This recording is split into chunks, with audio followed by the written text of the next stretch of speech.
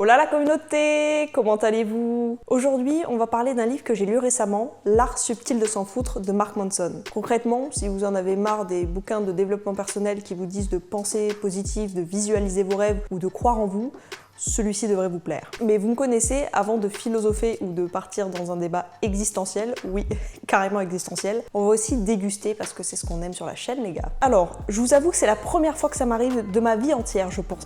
On dirait que je vais annoncer un truc de fou. Ce n'est rien de foufou, hein. Donc j'ai pris pour cette dégustation une boisson. Donc hop, que je vous montre juste ici. Tac.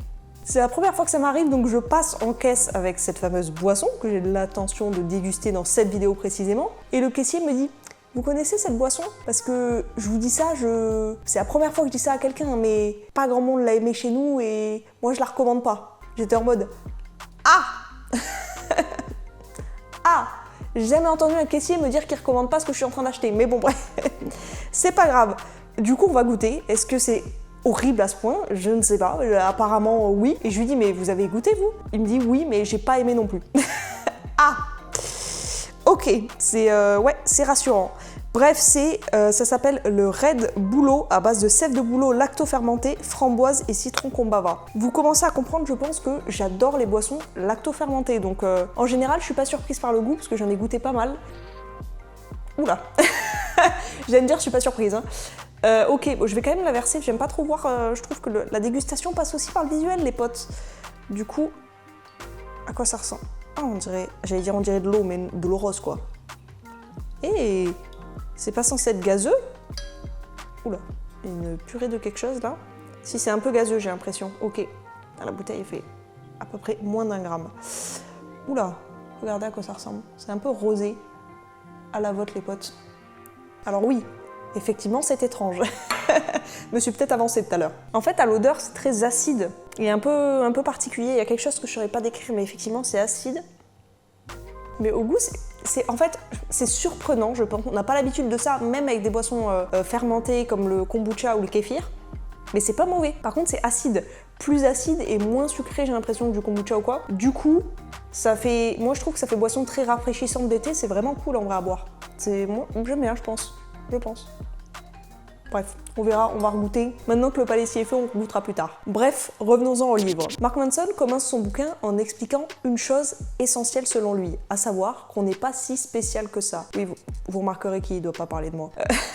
En réalité, il dit que la société nous pousse à croire qu'on doit être exceptionnel, qu'on doit tout réussir, qu'on doit être heureux tout le temps. Mais c'est impossible en fait, et c'est ok. Dans les années 70, les psychologues et les politiques se sont dit « boostons l'estime de soi de tout le monde et tout ira mieux ». Résultat, des diplômes pour la participation, des médailles pour être venus, des enfants à qui on répétait qu'ils étaient des soleils uniques dans l'univers. Mais le hic, selon Mark Manson, c'est que l'estime de soi, sans réelle raison, c'est juste de l'illusion. Et à la longue, ça a créé des gens persuadés qu'ils méritent le meilleur sans nécessairement fournir d'efforts, qu'ils sont des génies incompris, qu'ils brillent alors qu'en réalité, ils flanchent. Et pire encore, ils deviennent hermétiques à la réalité. Tout ce qui ne va pas dans leur vie, c'est de la faute des autres. En réalité, cette bulle d'auto-illusion se gonfle parce que notre époque idolâtre l'exceptionnel et fait passer la simple normalité pour un défaut. Malheureusement, on vit dans un monde où être moyen c'est vu comme un échec et pourtant, statistiquement, on est tous moyens dans plein de trucs. Même les génies sont moyens dans 95% des domaines. Mais les médias, les réseaux sociaux, les algorithmes nous montrent que l'extraordinaire, le plus riche, le plus beau, le plus drôle, le plus influent. Et nous, on est là, dans notre salon, à manger nos chips et à se dire « Merde !» Moi, je suis juste moi et en fait, ma vie est chiante à mourir. Mais en réalité, ce n'est pas grave si notre vie est moyenne, ce n'est pas grave si on ne devient pas célèbre ou riche. Et comprendre ça, c'est comprendre que notre valeur ne dépend pas de notre exceptionnalité, comme on l'entend au jour d'aujourd'hui en tout cas. Et c'est là qu'on devient libre selon lui, quand on n'a plus besoin de briller, qu'on peut enfin avancer, faire des choses simples mais vraies, aider quelqu'un, lire un bon livre, travailler sur nos projets si on en a, être là pour nos proches, faire ce qui compte vraiment pour nous. Il critique aussi cette obsession qu'il y a dans le développement personnel pour la pensée positive. Vous savez, ces bouquins qui nous disent de nous répéter devant le miroir « Je suis beau, je suis riche, je suis heureux ». Marc, lui, il dit que ça ne marche pas. Oui, je l'appelle Marc maintenant. Je pense que je prends un peu trop la confiance. Bref, plus on se répète qu'on est heureux, plus on se rappelle qu'on ne l'est pas tant que ça. Et aussi, en réalité, aucune personne heureuse ne se répète devant le miroir qu'elle l'est. Aucune personne riche n'a besoin de se le répéter aussi. En gros, pour lui, vouloir être heureux à tout prix, c'est le meilleur moyen qu'on peut trouver pour ne jamais l'être. La solution, c'est d'arrêter d'essayer d'être plus heureux, plus riche, plus productif, plus aimé, plus mince, plus musclé. Parce qu'à force de vouloir plus, on renforce juste l'idée qu'on qu'on n'est pas assez. Et le point positif de tout ça, c'est qu'accepter qu'on soit juste normal, c'est s'enlever une sacrée pression quand même. Mais il ne parle pas uniquement de physique ou richesse, il parle aussi de psychologie. Du fait que ce soit important d'accepter nos défauts, notre stress, notre colère, pas pour s'y complaire, juste pour arrêter de nous battre contre tout ça. Parce que ressentir le stress qui monte, ça nous rend doublement stressés, ou supposons que notre problème ce soit la colère, sans vraiment comprendre pourquoi, on se fout en boule à tout bout de champ et pour 3 fois rien. Et le seul fait de savoir qu'on est susceptible de péter les plombs à la moindre occasion, nous rend encore plus furax. Et puis on prend conscience qu'être perpétuellement en rogne, ça fait de nous quelqu'un de pas nécessairement sympa. Et ça nous fout encore plus la haine, au point d'être encore plus en pétard contre nous-mêmes. On se culpabilise aussi tellement de notre moindre bourde qu'on se sent coupable de se sentir coupable. Bref, bienvenue dans l'enfer moderne et franchement, on est beaucoup à y avoir notre résidence secondaire. Et si on s'enflamme pour chaque détail, chaque clash, chaque mauvaise journée, on est foutu. C'est ça l'art subtil de s'en foutre dans le livre. Choisir ce qui compte vraiment. Pas en mode je m'en fous de tout façon ado rebelle. Plutôt je choisis consciemment ce qui mérite mon énergie et j'envoie balader le reste et toutes les idées reçues de ce qu'il faut être ou ne pas être. Soyons tout simplement nous. Ouais, celle-là vient de moi. Bref, il se fait soif là les potes. C'est vrai que non mais après je comprends vraiment qu'à l'odeur ça puisse faire fuir un peu. Je comprends l'odeur. L'odeur elle est vraiment particulière. Elle est pas horrible mais je sais même pas comment la décrire, elle est vraiment particulière. Je commence à avoir mon avis un peu sur le... Je vous le donnerai à la fin, mais sur la boisson. Reprenons avec un sujet essentiel que tout le monde connaît et dont Mark Manson parle beaucoup, la souffrance. Selon lui, elle est inévitable. Il faut arrêter de chercher le bonheur comme un objectif, arrêter de croire qu'une fois atteint un certain niveau de confort par exemple, pouf, on sera heureux. Parce qu'en réalité, le bonheur, c'est pas un objectif, c'est un problème. Biologiquement parlant, on est programmé pour ne jamais être satisfait. Oui, c'est dans notre code source en gros. Si nos ancêtres avaient été contents de leur feu de camp et de leur baie, on serait toujours en train de se battre avec des bâtons. La douleur, c'est ce qui nous fait bouger. Ce n'est pas une anomalie, c'est un signal et ça peut être un très bon signal si on en tire quelque chose de positif. Le problème aujourd'hui, c'est qu'on cherche à éviter ces signaux. On veut que tout soit fluide, doux, sans accroc, du bonheur, rien que du bonheur à l'état pur. Mais la vie, c'est pas ça. Comme le dit Marc, n'attends pas une vie sans problème, souhaite-toi une vie pleine de bons problèmes. Parce que oui, on ne peut pas échapper aux problèmes, on ne fait que les remplacer par d'autres. On a plus d'argent, maintenant on a peur d'en perdre. On trouve l'amour, maintenant on doit l'entretenir jour après jour durant des années. Donc le bonheur, ce n'est pas l'absence de problème en soi en fait, c'est selon lui le sentiment qu'on avance malgré eux. Et tout le long du livre, Mark Manson ne parlera d'ailleurs pas de ce qu'on veut dans la vie parce que, spoiler, beaucoup veulent être heureux, avoir de l'argent, être en bonne santé, musclés, aimés avec des potes et des mojitos. Mais non, la vraie question selon lui, c'est pourquoi on est prêt à souffrir. Parce que tout rêve a un coût. Tu veux être athlétique, tu dois transpirer. Tu veux lancer ton business, tu dois galérer, flipper, dormir moins. Tu veux une relation stable, tu dois traverser des disputes, des doutes, des soirées chiantes. Et c'est là que tu sais si tu veux vraiment quelque chose. L'auteur lui-même le dit. Il rêvait d'être rockstar, il s'imaginait sur scène, il kiffait cette image, mais il détestait l'effort pour y arriver. Il n'a donc jamais essayé. Il voulait la victoire, pas le combat. Et la vie, malheureusement, ça ne marche pas comme ça. Ou heureusement, je sais pas trop. On n'est pas ce qu'on veut, on est ce pourquoi on est prêt à en chier. Un autre point important pour lui est le fait qu'on fasse tout le temps des choix. Imaginez, on nous met une arme sur la tempe et on nous dit de courir un marathon, 42 km en moins de 5 heures, sinon on tue notre famille. On court, oui. On survit, peut-être. On kiffe, il y a peu de chance. Maintenant, même 42 km, mais c'est nous qui l'avons décidé. On a investi dans de bonnes chaussures, on s'est entraîné et on passe la ligne d'arrivée sous les applaudissements de nos potes et de notre famille. Même douleur, même distance, mais une expérience complètement différente. Pourquoi ? Parce qu'on l'a choisi. Et ça change tout. On fait des choix tout le temps. Même ne rien faire, c'est choisir. Même se plaindre, c'est choisir. Tout est une question de choix. On pourrait se dire en écoutant ce discours qu'il y a beaucoup de choses qu'on ne choisit pas dans la vie et qui nous tombent dessus, mais selon Mark Manson, même quand ce n'est pas de notre faute, c'est toujours de notre responsabilité. On se fait voler, trahir ou humilier d'une quelconque façon, c'est pas notre faute, mais c'est notre responsabilité de réagir, d'apprendre, de reconstruire. On peut être responsable sans être fautif. On peut choisir comment on réagit et c'est là tout notre pouvoir. Quand on assume les problèmes, on reprend enfin les commandes. Plus je bois, plus qu'il faut, je crois. C'est vraiment une question d'habitude, je pense, en vrai, les gars.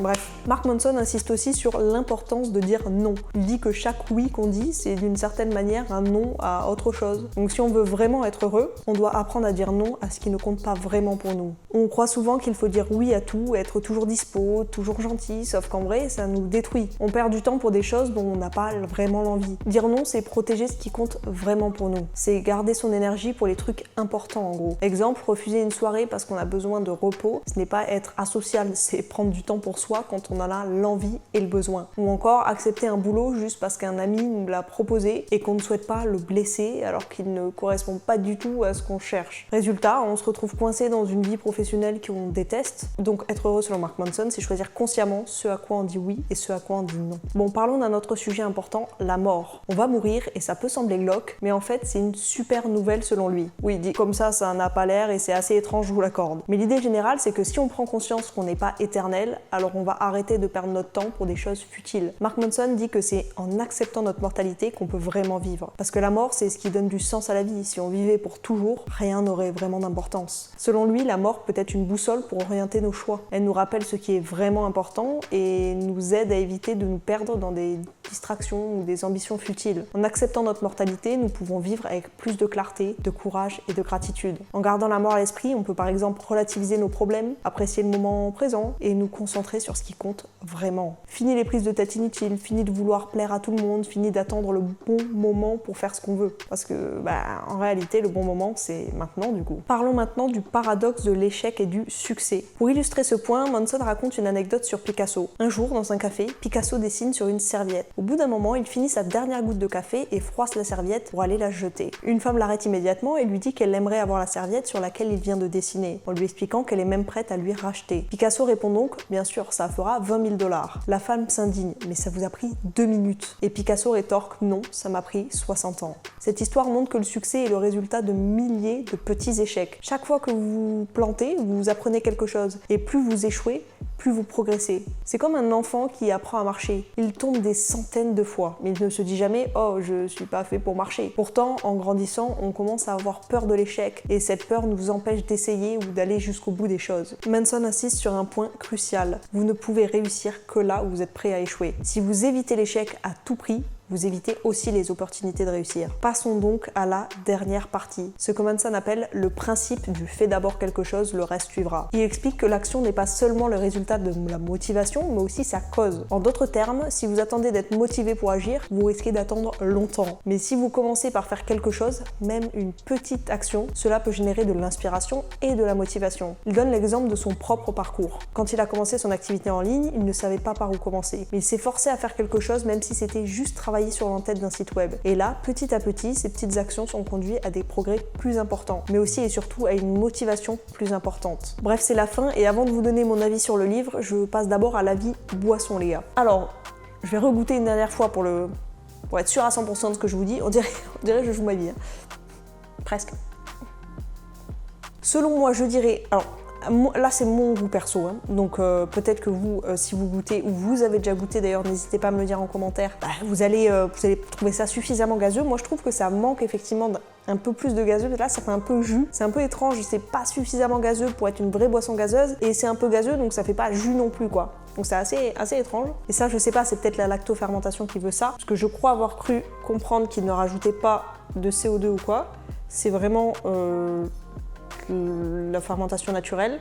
Composition sève de bouleau lacto-fermenté à 94,9%, framboise, citron, kombava. Ok, donc effectivement c'est naturel, donc c'est peut-être ça. Après je sais que le kombucha, selon si vous poussez ou pas, ce sera plus ou moins gazeux, donc à voir si c'est eux qui poussent volontairement à ce niveau-là. Ça c'est la première chose, le gazeux. La deuxième, en vrai j'aime bien. Je pense que c'est une question d'habitude, comme quand on commence n'importe quelle boisson lacto-fermentée, mais effectivement ça passe peut-être moins que le kombucha. J'ai l'impression que c'est plus grand public, pourtant il y a plein qui aiment pas ça, hein. Mais moi je sens ça sur le kombucha, que c'est plus grand public, c'est un peu plus sucré, un peu plus truc. Là c'est un peu plus acide, presque acidulé, mais vraiment un peu fort. Du coup je me dis, et ça passe moins grand public. Après moi je suis pas difficile, donc honnêtement j'aime, et je trouve que c'est une boisson d'été, c'est rafraîchissant, c'est moins sucré, du coup j'ai l'impression que c'est moins lourd. Franchement c'est pas mal, sur le concept c'est pas mal. C'était un peu chaud au début, mais c'est pas mal. Voilà, c'est ça mon avis. Si je devais lui mettre une note, c'est vrai que c'est bien quand même de noter les produits. Ce serait, je pense, un bon 7 sur 10 en vrai. 7 sur 10, ça me paraît bien. Ça fait quand même un bon 14 sur 20. Moi, quand j'avais 14 sur 20 à l'école, je vous avoue que je fêtais ça. Hein. Vu que bon, c'était pas souvent le cas. Bref. revenons au livre. Vous l'aurez compris, l'idée générale, c'est de choisir ses priorités et d'arrêter de se prendre la tête pour des choses qu'on ne peut pas contrôler. Et franchement, disons-le, dans un monde qui nous demande tant d'énergie, apprendre à s'en foutre, c'est quand même un vrai super pouvoir. C'est un livre qui, personnellement, m'a fait du bien. C'est encore une fois un concept pas nécessairement innovant, même si c'est un livre qui va quand même à contre-courant du développement personnel classique, mais ce sont des idées que je pense on connaît tous, et pourtant ça fait du bien de les réentendre. Et personnellement, il m'a permis de prendre du recul sur beaucoup de choses. Bref, écoutez, je vous laisse me dire en commentaire ce que vous en avez pensé, et en attendant, je vous récupère pour vous dire au revoir, comme d'habitude. Et bien écoutez, on se fait de gros bisous et on se dit à vendredi prochain. Gros bisous!